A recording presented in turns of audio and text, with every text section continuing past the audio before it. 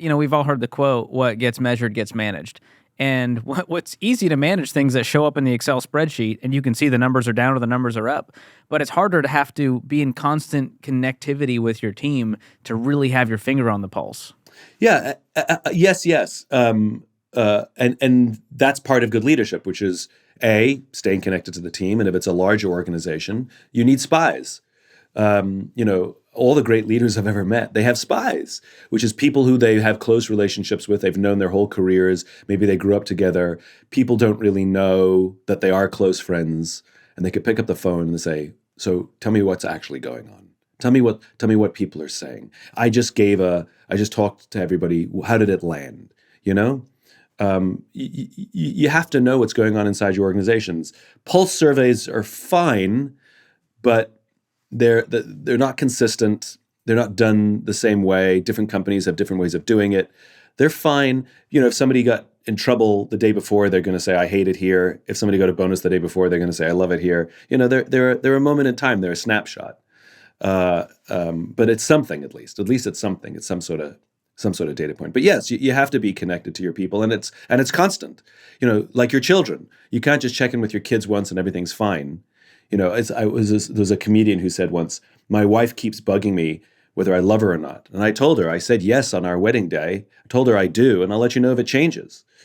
And that's kind of how some people run their companies, which is they check in once and everything seems to be fine. I'm like, all right, well, let me know if anything changes. And like a marriage, you have to keep saying, "I love you." You have to keep saying, "I care about you." You have to keep telling your kids you're amazing and I love you. You have to keep checking in and asking how things are.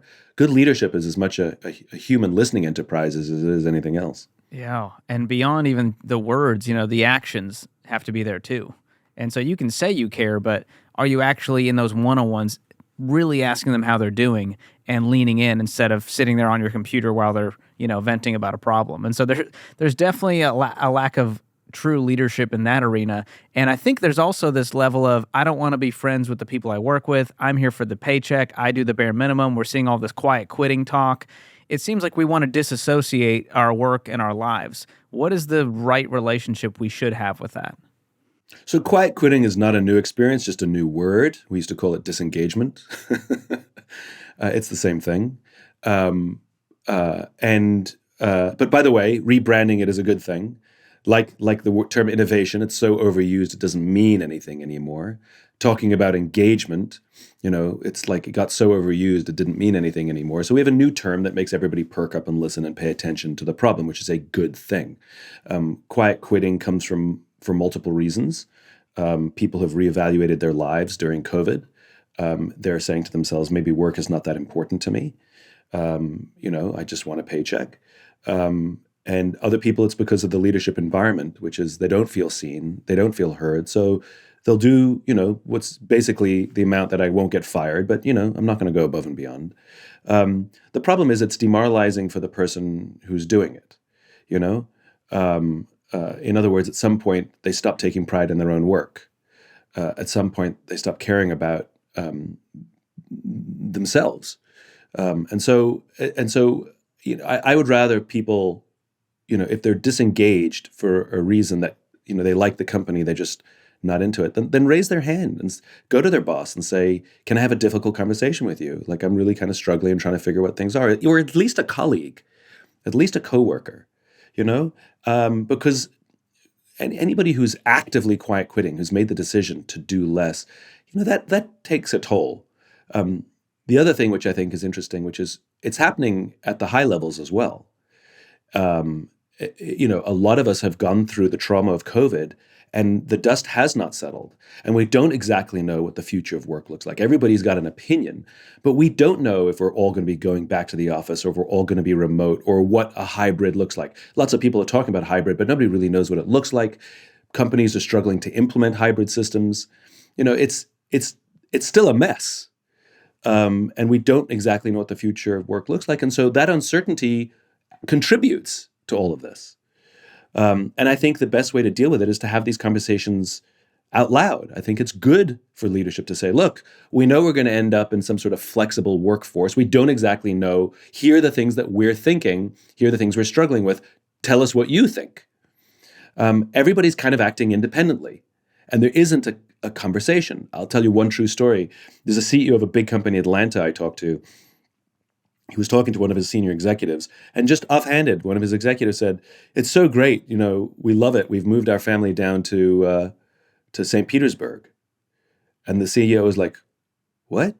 He's like, yeah, we love it down here in St. Petersburg. And the CEO is considering bringing everybody back to work, and now one of his senior executives doesn't even live in the state. So what does he do? Does he force him to move his family back to Atlanta? Does he tell him he has to commute to Atlanta? Does he tell him he can work 100% remotely when he's trying to get everybody else to come to work? But the guy never even said, we're thinking of moving our family to St. Petersburg. Everybody's kind of just doing their own thing. And, yes, we have the freedom to do what we want, but we seem to have forgotten that we still work in groups. Like, we still work in, there's that word again, teams. And it's good to have freedom, but isn't it better to exercise responsible freedom? Mm-hmm. And all responsible freedom means is, yes, I want to do the things I want to do, but I recognize that my actions and decisions have ripples on the team that I work with and care about. And it doesn't mean I have to compromise or deny myself, but it means I have to communicate. Like, hey, boss, I really want to move my family to St. Petersburg. My parents-in-law live there. My kids love it there. But I love this company and don't want to leave. Can we talk about what works? And then it's a conversation. And then it's a negotiation. And then everyone feels heard. And then all the opportunities are on the table. But when we act unilaterally, sometimes it makes it complicated.